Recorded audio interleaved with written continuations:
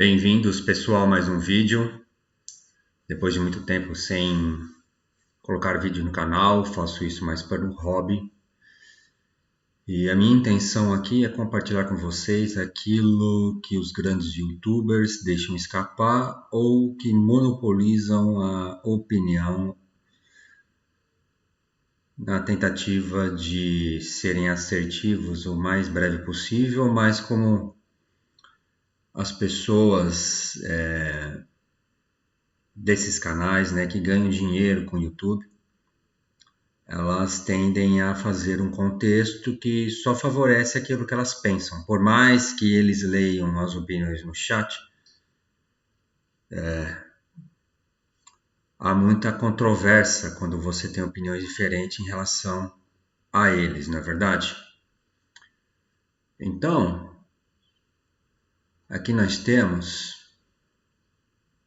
a posição que eu tenho sobre a venda do Danilo. A venda do Danilo para mim foi uma venda acertada dentro dos moldes. Para mim ele deveria ser vendido antes, até para pegar um bom dinheiro quando ele estava no ápice. E o jogador de futebol, ele é igual o clima. Sols muito fora de série sempre tem dias ensolarados, entendeu? Os jogadores que têm um bom ranking, que são bons jogadores, eles vivem fases. E a fase do Danilo no final do semestre de 2022 não foi uma fase boa. Foi uma fase que comprometeu o time e o Palmeiras joga muito em função da saída dos volantes, porque o Palmeiras não tem meia de criação, o Palmeiras tem meia atacante e atacantes de beirada. Agora com o Hendrick jogando como centroavante, a característica do Hendrick, do centroavante tipo Pedro, que se encaixaria mesmo no elenco do Palmeiras, é um centroavante tipo Pedro, tipo Soares, né, para fazer esse jogo se encaixar plenamente. Mas como o Hendrick se destacou e foi vendido por o maior valor do futebol brasileiro, e ele joga muito mesmo, ele está fazendo essa função. E essa função do Hendrick, ele consegue ainda dar um apoio ainda na construção das jogadas e ainda cai pela beirada. Então, assim, o Palmeiras ganhou muito com o Hendrick. E os centroavantes do Palmeiras que foram contratados ficaram atrás das cortinas, né? Mas no tocante ao assunto volância, o Palmeiras sai muito com os volantes. O Zé Rafael, vocês podem notar. Geralmente ele está armando a equipe quando não é os zagueiros. Você vê poucas vezes o Veiga tomar a participação da armação, porque o Veiga veio num descenso técnico depois da sua lesão, né?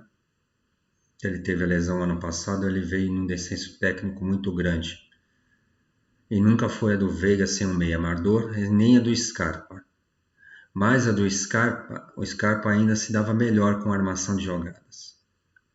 Os passes longos do Scarpa, a saída de bola do Scarpa, quando ele estava numa boa fase técnica de saída de bola, que conseguia sair, ele romper uma linha de marcação, fazer um passe invertido, fazer um passe enfiado, ou tentar a projeção para dentro da grande área, ajudou muito o Palmeiras. E os chutes fora de área, os escanteios, as faltas, ajudaram demais o Palmeiras. O rendimento do Palmeiras cresceu muito mais jogando com dois meias. Ambos natos de criação, não. Mas o Scarpa era muito mais nato de criação do que o Veiga. O Veiga é um meia atacante. É um cara que sai do meio, se projeta junto aos atacantes para fazer definições. Ele não é um cara que pensa o jogo. Ele é um cara que agiliza o jogo. Entendeu? E o Palmeiras não joga com o meia. Então por isso ele precisa dos volantes. Os volantes que passam bem, que tem bom domínio de bola, que tem presença, né? Consegue ter uma presença física de domínio de bola, de ganho de bola, de saída de marcação. e de distribuição de jogo, mesmo que não seja para acompanhar a jogada em transição, seja só para fazer os passes diretos para os atacantes para que eles se virem com a jogada. E o Danilo ele vinha um descenso técnico nisso, né? E além de um descenso técnico em relação a isso, que ele errava muitos passes, ele também falhava muito na marcação. Ele foi sempre um cara box to box, ele estava no campo todo. Na sua boa fase, ele fazia essa volância muito bem, ele marcava, destruía a jogada e distribuía o jogo rapidamente, se apresentava muitas das vezes ao ataque. Então é um jogador na sua fase ensolarada, um jogador que tinha ótimo rendimento. E quando ele jogava, o Palmeiras era absurdamente superior aos adversários. E quando ele parava de jogar, o Palmeiras descia e tinha dificuldades para vencer os adversários. Continuava superior, mas tinha dificuldades.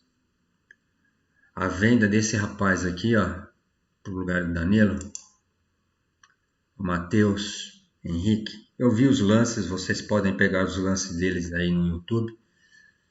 Você vai ver que esse rapaz aqui, ele consegue fazer uma boa marcação, uma boa recomposição. Ele tem habilidade de domínio e controle de bola, ou seja, ele não perde a bola no confronto 1 contra 1. Ele consegue achar saídas de controle de bola. E ele não é um cara de ficar muito passando de forma lateral. O Danilo, na sua baixa, além de se esconder para a saída do jogo, quando ele pegava a bola para tentar uma saída, ele recuava muito para o zagueiro sair armando o jogo. E o Matheus Henrique, ele faz isso também, mas ele faz com pouca frequência, ele se apresenta mais para o jogo. E o Palmeiras precisa desses volantes que se apresentem mais para o jogo, além de serem volantes com bom posicionamento no campo para compor a segunda linha de marcação e assim ter uma boa, o time ficar compacto na fase defensiva, né? Para tentar as ligações verticais para os nossos pontas, que eles são bem ágeis, bem rápidos. E eu vejo com bons olhos a contratação desse rapaz para o lugar do Danilo. Torço pela recuperação do Rodrigo Tabata e o Palmeiras precisava de mais um meia. Na minha opinião, mais 2, entendeu? Para que essa deficiência crônica, esse estilo de jogo por falta de meios, que esse estilo de jogo, pessoal, ele foi construído com base nos jogadores que tiveram na academia antes da vinda do Abel Ferreira, né? O Abel Ferreira soube entender o modelo de jogo que o Luxemburgo já tinha proposto, as características dos jogadores, fez algumas experiências, teve uma fase negra por fazer essas experiências e depois ele se consolidou porque ele conseguiu achar uma liga, uma filosofia de jogo que aprecia as características dos nossos jogadores. E os jogadores do Palmeiras, eles têm 2 fases, uma fase boa defensiva e uma fase de boa de contra-ataque. Eles não são jogadores de construção apoiada como que é os jogadores do Flamengo, que constrói a bola com a bola no pé saindo em progressão ao gol, né? Trocando, triangulando a bola, driblando, fazendo uma composição de grande número de jogadores na área adversária. O Palmeiras não é assim. O estilo de jogo do Palmeiras é um estilo de jogo vertical, de chegar rápido ao ataque com poucos ataques para definição rápida. E dentro dessa premissa, o Matheus Henrique ele pode ajudar demais a equipe, porque ele tem essas características do passe muito bem colocado, o passe rasteiro muito bem colocado, em profundidade, e a recomposição dele é o posicionamento no campo, né? A presença dele no meio campo. Ele tem grande participação, ele chama muita responsabilidade e eu acho que ele vai dar bons frutos para o Palmeiras. O Palmeiras tem que trazer esse jogador e mais 2 meias de criação Por que dois meias? Porque o Rafael Veiga não é um meia de criação, ele é um meia atacante, ele é um meia que precisa estar entre linhas de marcação para tentar achar o Dudu ou achar o centroavante, fazer uma tabela, fazer uma triangulação para chegar à finalização na grande área, finalizar de fora de área. Ok? Por isso que ele dava muito certo com o Scarpa, porque o Scarpa fazia o jogo muito mais construtivo, apoiava o Zé Rafael, né? Recebia a bola do Zé Rafael para fazer esse jogo e flutuava ali no meio campo, tentando achar as jogadas, as armações. Ele fazia a parte de retaguarda do Rafael. E a perca do Scarpa, essa função aqui desapareceu. Eu não sei se o Tabata vai cobrir essa função. Tomara que ele consiga, mas a gente não pode apostar nisso. Então, por isso, mais 2 meses de criação. Gostou do vídeo, pessoal? Dê a sua opinião aqui embaixo, seus comentários, participa, se inscreva no canal. Estamos aqui para ouvir as opiniões, escreva suas opiniões aqui embaixo no chat. Quando fizer as minhas lives, se tiver algum sucesso, você vai ter voz e vez aqui no canal. Não vou ficar com a minha patotinha escolhida, falando o que a gente pensa e deixando você como mero espectador para nos dar audiência e nos dar retorno financeiro com isso. Eu espero fazer uma coisa bem popular, baseada assim, em critérios de inteligência, para que todos participem.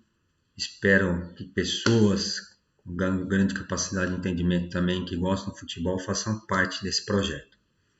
Muito obrigado a todos e até o próximo vídeo.